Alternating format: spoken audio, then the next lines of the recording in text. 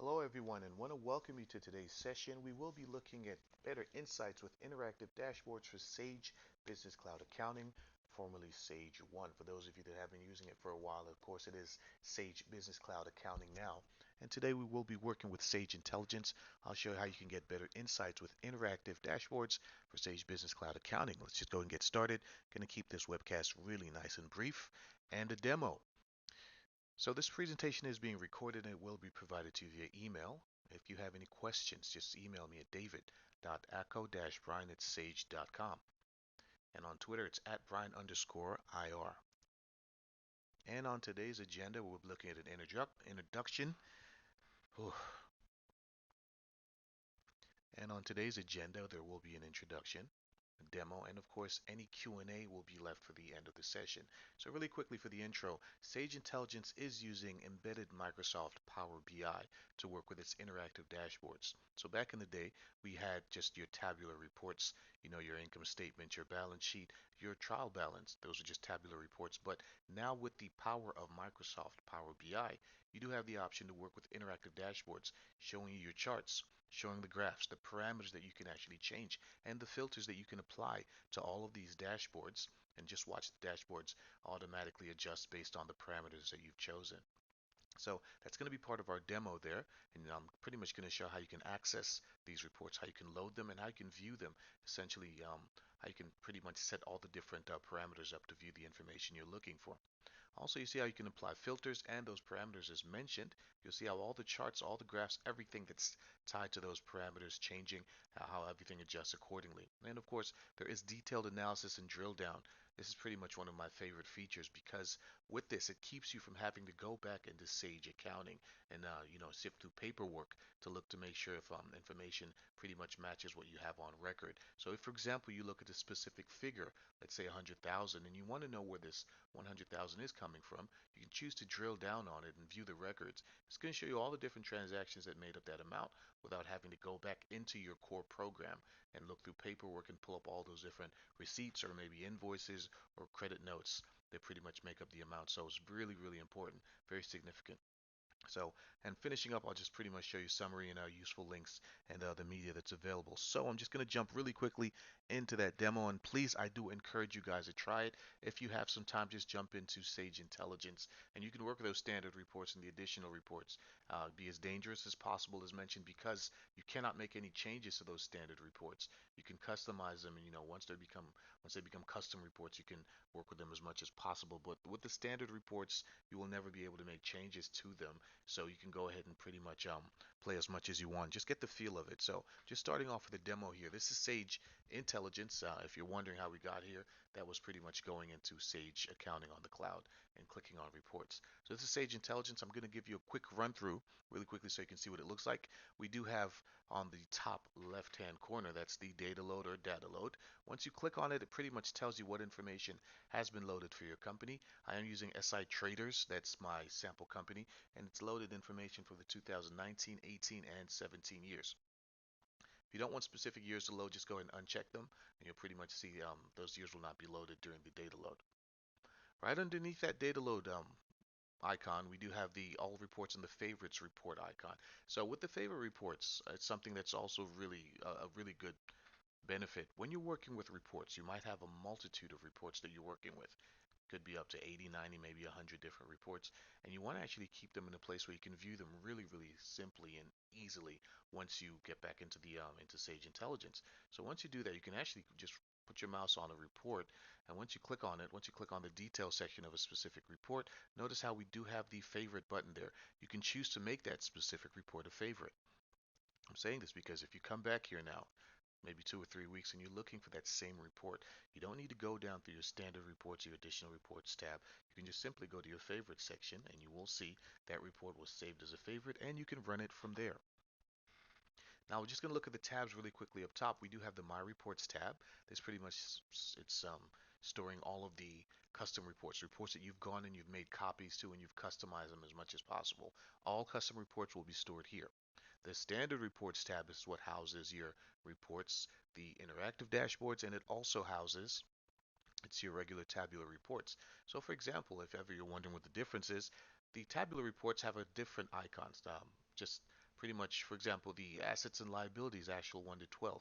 Check out the icon here, and it's a lot different from the analysis of accounts receivable, which is an interactive dashboard, and you'll see the difference once I do run them.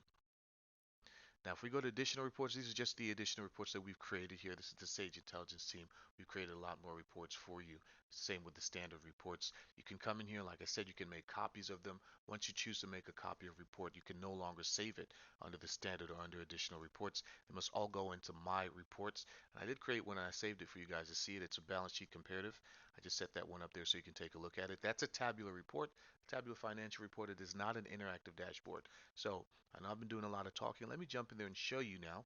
We're just going to look at some reports to see if we can demo some really quickly. So what I'm going to do first is, let's see, let's work with our sales flash report. In case you're wondering what it is, you can always click on details and it gives you a nice detailed explanation of what it is. It just tells you this report gives you a high level glimpse into the sales performance of your business. So I'm going to choose to run this report. And once you choose to run it, you choose the dates. So I'm going to choose a start date. Let's see if we can pretty much go through across years to 2018 January 1st to maybe today's date. I'm just going to say May 28th of 2019 and I will click to run it.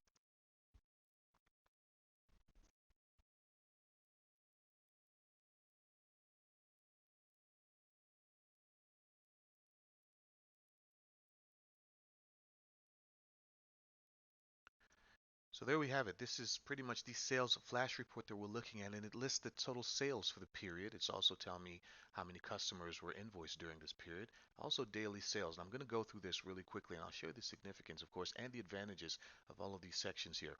First of all, notice how we do have a couple of tabs here, or tiles that I like to call them, where my mouse currently is. So if I would put, once you click on a specific tab, a specific tile, you can choose to spotlight it.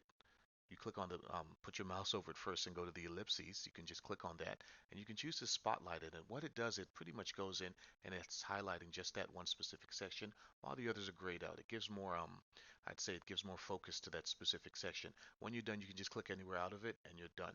So essentially every single tile that you're in there, you can just go with them, just mouse over, get to the ellipses, and you can choose to show a spotlight. I'm going to do that. There we go. Couple of things also. Notice how it did tell you that 19 customers were invoiced during this period. Who are the 19 customers?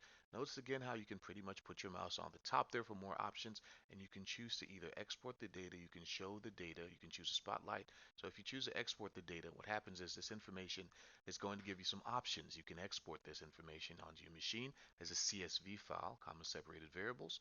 You can also export it as an Excel file or in Power BI.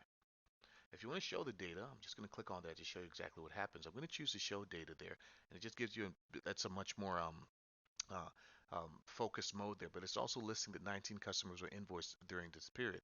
Now, really quickly, if you want to go back to your report, do not hit the back button on your keyboard. Do not hit the back button at the way up top here. Just click on back to report and it will take you back to your report. That's essentially how that works. It's also giving you some listings here for the average sale for the period, the highest sale for the period, the lowest sale for the period. So, I mean, that's well and fine, but a couple of things that you can do now. Take a look at this. We ran this report for the period January 1st, 2018 to 28th May of 2019. All the way to the right, notice how it says daily sales on, and it's listed as all. So this is very significant. I'm just going to hit the drop down list. Notice how just by doing this, it's giving me every single day that sales were actually made. So that way I don't have to go back now, as I mentioned, back into Sage Accounting, the core product, start looking through invoices or looking through receipts. I don't have to do that. I could just choose, let's say January 9th, I want to see January 17th, and maybe the 22nd. I can just do that. I can choose each specific one. If I want to highlight multiples, I can hold down the control button and just the control key on my keyboard, and I can highlight those multiples. That's essentially how that works. So just going to hold that down a couple and let me release that. Once I release that, notice how that's it now. It's telling me that the daily sales that for those days that I chose was just 24,943.40 cents. Just going to come back here again. That's pretty much how that works. That's so if you don't want any of that information coming out, you can just uncheck it. There we go, and you release it. That's it. So, like I said, that's very important. And also because of that, what it also does is it tells you the days that you had sales. So if, for example, I do come in and say, hey, did I have a sale sometime in November of 2018? I just have to scroll down here. Is it here? Fine. If not, then I know that there was no sale. That's saving me a lot of time so I can move on to something else. Let me see if I can just hit the drop down list again. Let's see if I can choose April 30th of 2018. There we go. And that was 7,945. So I'm just going to release this one more time. Something else I wanted to show you guys. Now, really quickly, at the top of some of these tiles, notice how you have a nice little information button. It's telling you how you can work with that specific tile. So it's telling you to select the date using the drop down below to view the daily sales. It's also giving you some nice little tidbits there. It's telling you the customer with the highest sales was, who the customer with the lowest sales was, the daily average sale, daily highest sale, and the daily lowest sale.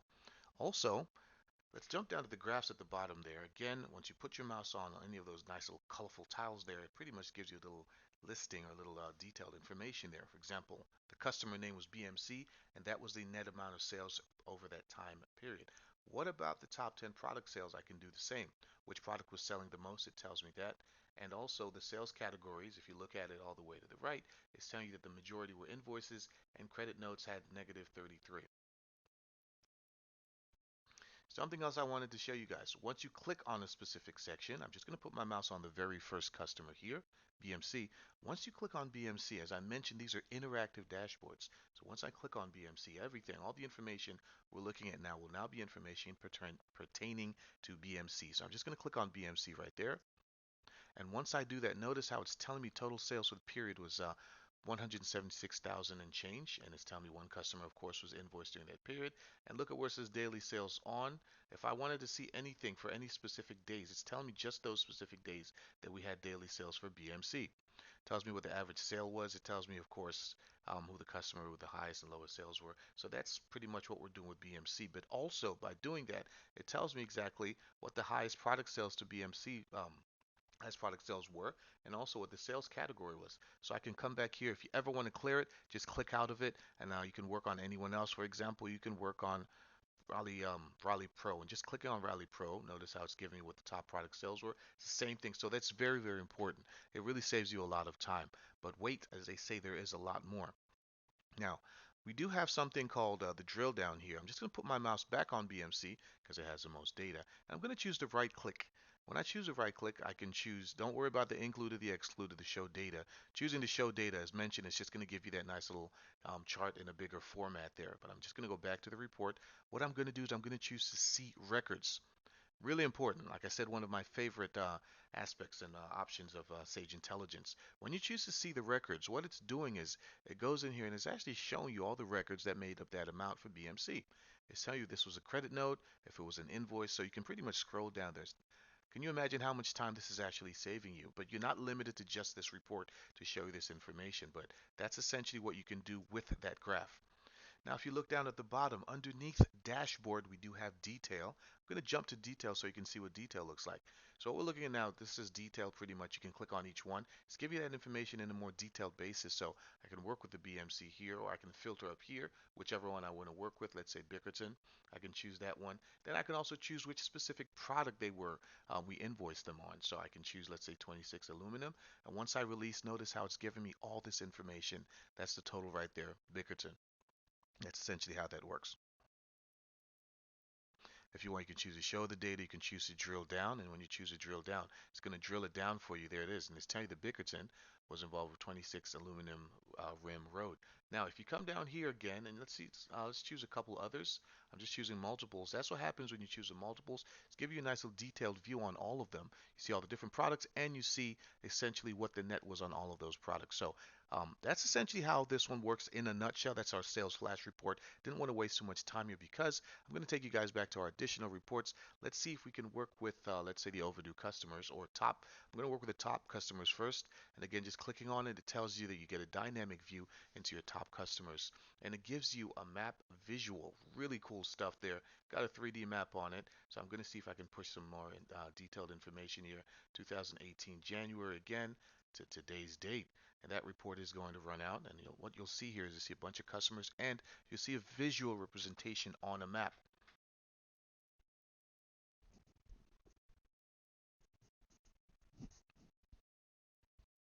And here we are. So the top 5 customers is actually run out. That's it. We're looking at the top 5 right now. And so this is a map that we're looking at really quickly. If you use your mouse roller, you should be able to scroll in and you can zoom in and out. Really cool.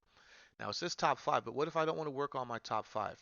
So I'm just going to click up top here so you can see what it's saying. It is based on the net sales amount, total amount excluding your tax. And the sales, it's telling you if it includes or excludes the carriage and delivery charge. So that's the top 5 customers that I'm looking at here. So by clicking the top, it's going to give me the top 5. And clicking the next one is going to give me the top 10 and the top 15, top 20, so on and so forth. Now, it's not just a map. Notice how we do have looks like a little heat map where you can pretty much put your mouse on each of those. You can mouse over each of those little circles there, and it gives you a nice little detailed description again. And you can right click on it. For example, this was the BMC that I like picking on, and I'm going to choose to see records and look at see records this time. It's telling me that it was BMC and the different locations. There it is right there, the product, the region, and the country. I'm going to take you back to the report one more time. So what we're looking at here is top 10 customers. We can always go back to top 5 by clicking on that. Now, what if we want to work with this heat map? We want to work with, let's say, specific inventory amount. So I want to work with the 20-inch with the 2 chain wheels. There we go. I'm just going to click on that. And just by doing that now, by clicking on 2 chain wheels, notice how BMC is no longer our highest. I believe the highest should be, let's just put our mouse, I believe it should be, I think it's Ellis Briggs right there. So notice how we've got a nice little heat map. So I think it's Morewood Bikes. There it is. So again, just right clicking on it again, you can show data, you can include, exclude, or you can see the records. But that's just one section of it. I'm just going to take you guys back here. If ever you want to clear these windows, to clear those selections, just put your mouse up top there and it says clear selections. That's going to clear it out. Now, underneath the top, underneath that top 5 customers, notice how we do have other tabs at the bottom. Top 5, the top customers by location. What about the top customers dashboard? There we go. So we've got a top customers dashboard right here. There it is again. Right now we're still looking at the top 5, but again, feel free to change it 15 to 20. That's pretty much up to you. Self-explanatory. You can go there. And of course, yes, you can definitely see the records. I'm going to take you down to the top 5 customers by product. So we've got the different products here. So we're currently looking, of course, at the top 5 customers. Again, top 10, top 15, you get the point. What if we want to look at specific products then? I'm just going to go ahead and let's see. I'm going to work with, let me select a couple of them. And there we go. These are top 5 customers there. And those are the products that they purchased the most. I can go to Go Cycle, right here, Go Cycle. Just right click on it if you want. You can drill down. You can expand to the next level. So this is essentially it. Notice how expanding to the next level not only gives you the information that you're looking for, but it breaks it up by the quantity that was purchased, the sales tax, excluding tax and including tax. So again, this is stuff that would save you a lot of time if you had to go in back into your product, start pulling paperwork and start pulling all those inventory, the invoices to view which items were actually on them. So it's really, really important there. I'm going to take you back to the additional reports one more time. Now let me show you something with the I believe we worked with the stock movement. I'm going to click on the stock movement details, and it's giving you deeper insights into the quantity and the value of stock you've purchased or sold in a given period. This one will also include the items that it was actually listed on. So I'm just going to go back. That's May. I'm going to take you back to 2018.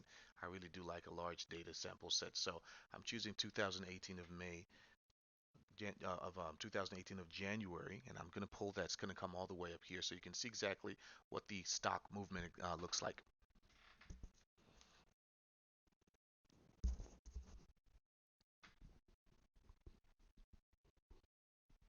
And there we have it. We got the stock movement dashboard right here. And with this, we're looking at all of our different items, all the different inventory items that we have. Notice how it tells me what my opening quantity was, what my closing quantity was. So if I wanted to work again with, let's just say the 26-inch aluminum, remember the quantity out is blue and the quantity in is green. So I'm just going to start with the green, with the blue, sorry, the quantity out. And by clicking on it, again, everything is going to adjust and it tells me that my opening quantity was 83. Quantity in was 210 and the quantity out was 274, hopefully from sales. So business is good. I'm going to do the same with the green here, just clicking on it.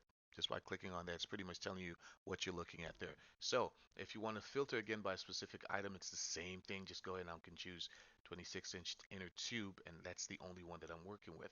And of course, if I want to go back there, I can just uncheck it or I can clear it the way we looked at in the past. So I can right click on it again and I can choose to see records. There we go. Now, when you choose to see records here, it's a bit different. It shows you the stock item. It tells you the quantity in, out, the movement number, the date, the reference, very important. And if it was going in, and if it was going out. So that's essentially what that one looks like.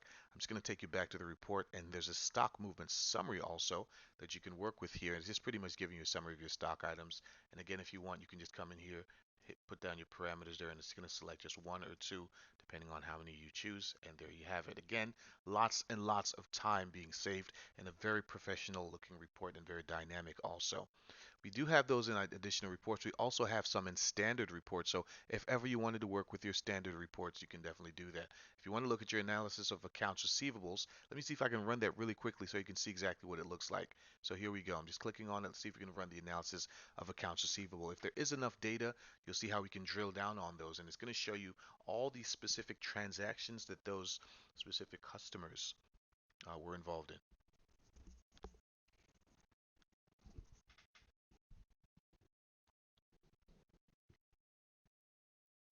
So there we have it. So we're looking at the analysis of accounts receivables here. Don't worry about the infinity, the goal about my debtors days. It's just a completely different sample set. But again, as mentioned, all of these different tabs, you can go ahead and you can highlight them. But take a look at this aging summary really quickly. Just want to show you something.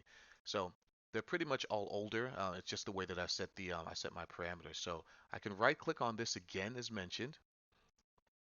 Just going to right click on this. I can do a drill down. When I choose to drill down, notice how it's listing all of those different items right there that we're looking at. So I can come here now, for example, to my specific customers, top 5 customers by amount due. BMC is always there. Once you click on BMC, it's showing you just BMC's information. However, you can right click on BMC right there, and you can say see the records. And when you choose that, this is giving you the full transaction detail. It's actually something I really wanted to demo here. Notice how we do have that name, the customer currency, the invoice date, the month, the invoice number, the contact person that was involved with the sale, the current date and the last date, and the transaction type. If it's a customer receipt or if it was a credit note, if it was an invoice, it is all here and it tells you exactly why we came up to that specific amount for BMC. And that's pretty much, again, it's a huge time saver, as mentioned, and it's definitely something that you can export. As mentioned, you can grab all that information, export it into Microsoft Excel on your machine or Microsoft Power BI or a CSV file for more analysis on your desktop, the way you see fit. So, in a nutshell, this is how those reports work. We only demoed, I think, 3 or 4 of them, but you can go in there and you can work as much as possible. You can be as dangerous as possible, as mentioned. You can make copies of them. You can go in there, you can save them only under My Reports. Remember, all of those custom reports will be saved under the My Reports tab. You cannot save them under standard or additional reports. And as mentioned, if you want, you can go all the way to the right hand side here. You can choose to import a report. You can create a folder to pretty much organize your different interactive dashboards that can help you. You can set one and call them maybe sales reports. Another folder, call it purchase reports, and put all of your information there, your sales and your purchase reports differently. And again, do not hesitate to give me a shout out or send me an email if you have any questions concerning that. So just wanted to jump on there really quickly on that summary of what we looked at. And as we looked at pretty much, we did look at Sage Intelligence and Microsoft Power BI. Showed you how you can access that information, how you can load it, you can view those reports, and we did apply some filters and parameters. We drilled down into a detailed analysis. So just really quickly, I'm going to take you to our summary here. We looked at the demo. So really quickly, guys, it's something I definitely want you to try out on your own. If you do have time, jump in there, go ahead and try those reports. Just run them out, see what they look like, and definitely let me know what your feedback is. But also, just for summation there and some useful links, just get some meaningful insights into your business information. Just go to Sage Intelligence and just log on, and you'll explore Sage Intelligence. Join our Excel and Sage Intelligence tips and tricks newsletters. That's sageintelligence.com/subscribe /Excel. That's for the Excel tips and tricks. And for Sage Intelligence, it's just sageintelligence.com/subscribe /SI. And of course, you want to check out some learning resources, which definitely is something that I would most definitely recommend. Just check out our learning portal. It's learning.sageintelligence.com. That's the Sage Intelligence portal. So, as mentioned, any questions that you might have, just go ahead and fire them off to me at david.acco-bryant at sage.com, and I definitely will be there to respond. And again, just stay tuned for the next session. And I want to thank you guys once more for attending this session. Next time, we will be looking at some more dashboards in depth. We're going to be performing some exercises. So just look out for the tips in the mail. And once more, thank you for choosing Sage.